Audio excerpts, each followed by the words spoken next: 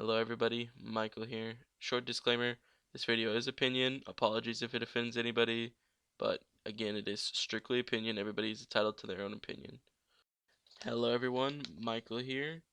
So today in English class we had some presentations done, and there was one in particular that really stood out to me. It was presented to us by a kid in my class who is very entwined in politics. He's been pretty much reading books about politics, doing projects about politics all year long. And he wrote this paper and handed it out to everybody today to show what he'd done. And I'm just gonna go ahead and read it again. This is not my paper. This is somebody else's paper. I'm just reading it to give everybody a clear story about what happened. So it says, in our world today, we say that it's the duty of every person to fight for freedom and justice, to never rest until there is complete equality and freedom for all. But is there such a thing as too much freedom? When looking at the history of humanity, it should be noted that the majority of our governments have been run by authoritarian powers, even into our modern era. Democracy is still a young idea. Yes, the Greeks had it, but that didn't work out too well for them after Sparta took over Greece in 322 BC, and democracy didn't come back until America became independent in 1776. That's 2,098 years without any major democracy compared to only 240 years with democracy, and it wasn't even widespread until the 1800s, so that's just over 100 years. I just want to point this out right now that math made absolutely no sense to me. I don't know if I'm just missing something, but that made absolutely no sense to me. Before democracy occurred, there was extreme scientific and technological growth. Yes, you could argue that even more progress has happened in a shorter time thanks to the freedom of private enterprise and people to research as they want. But most of what we consider major accomplishments didn't exactly come from democratic governments. They came from Nazi Germany and Soviet Russia, very authoritarian nations, obviously. Their breakthroughs allowed the democratic nations to pick up where those nations left off. Yes, they did lose genius because of their lack of freedom and cruel ways, which democracy thrives on. But what if an authoritarian government was kind? As hard as it is to believe, more often than not, authoritarian governments aren't that bad. They can do great things and have people just neglect them. Great examples of this would be Alexander the Great, Frederick the Great, Otto von Bismarck, and Queen Victoria the First.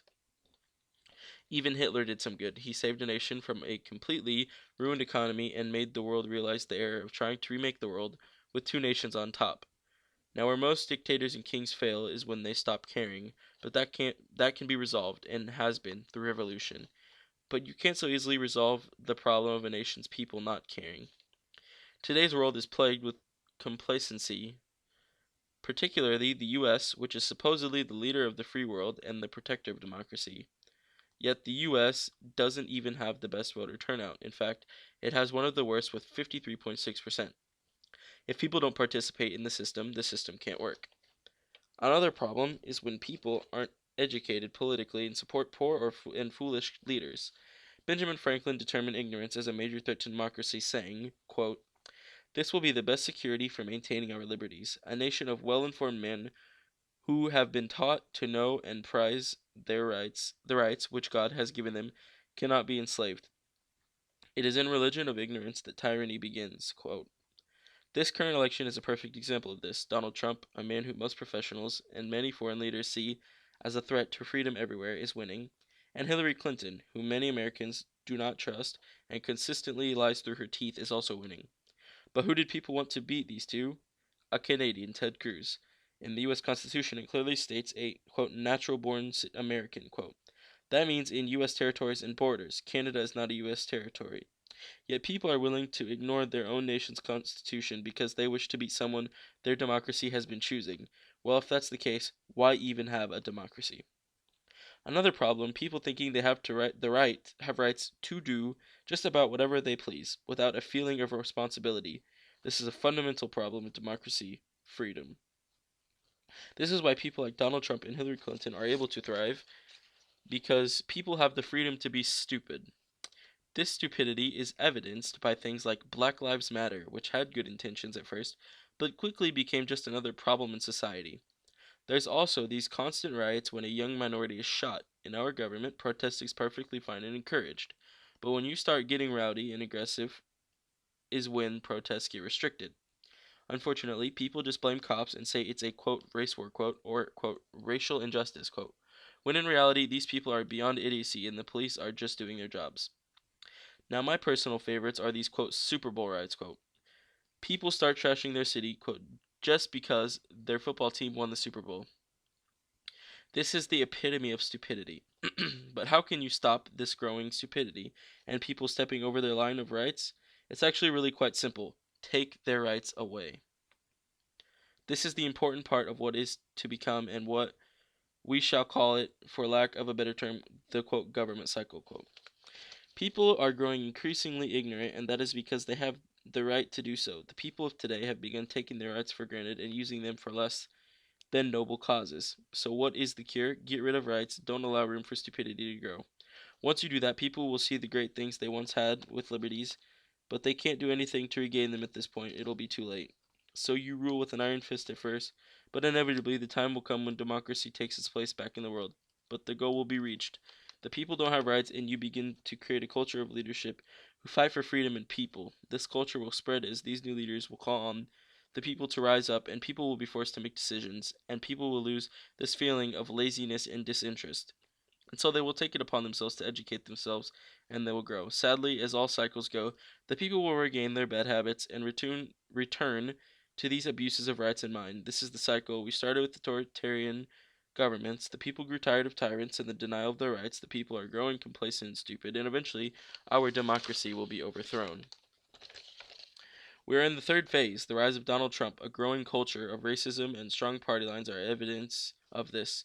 Eventually, either an elected official will trick the population into a dictatorship, or a citizen will overthrow a dysfunctional government. This could be soon or many years from now, but I do believe we started down the path to an era of new dictatorships, and there's no turning back. Now,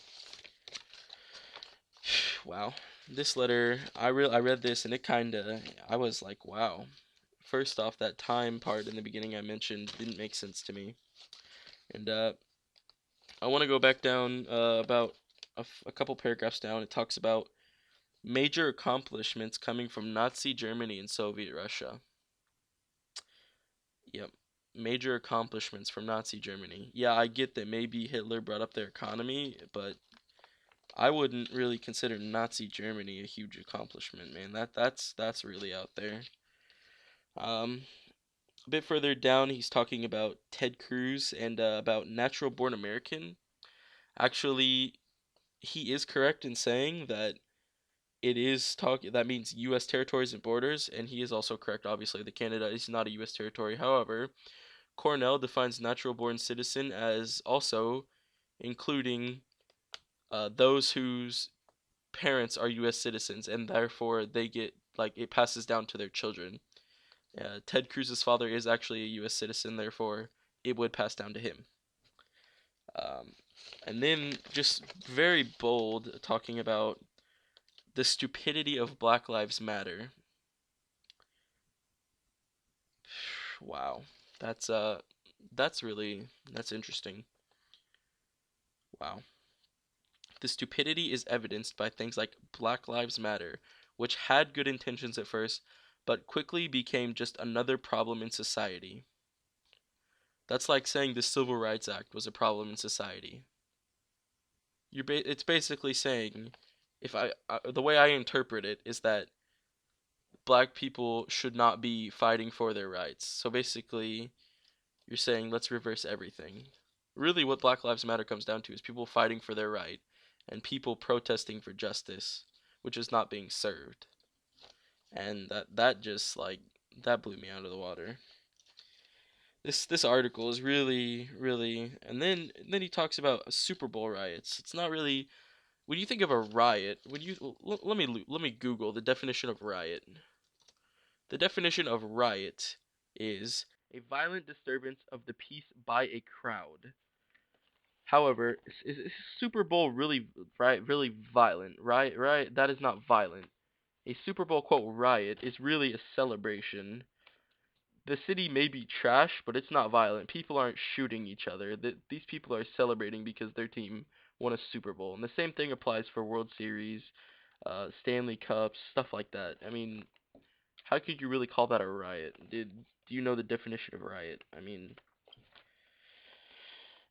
this really got me wrestled up, and I just needed to talk about this, man. This is too much. If you enjoyed the video, give it a like, subscribe. I'm out, man. Hello, everybody. This is the letter that I read. It is the day after. It was too late upon recording the voice, and I was a bit frustrated, so I've had some time to cool down. It is crumpled because of how frustrated I was. So, yeah, let's get right into this.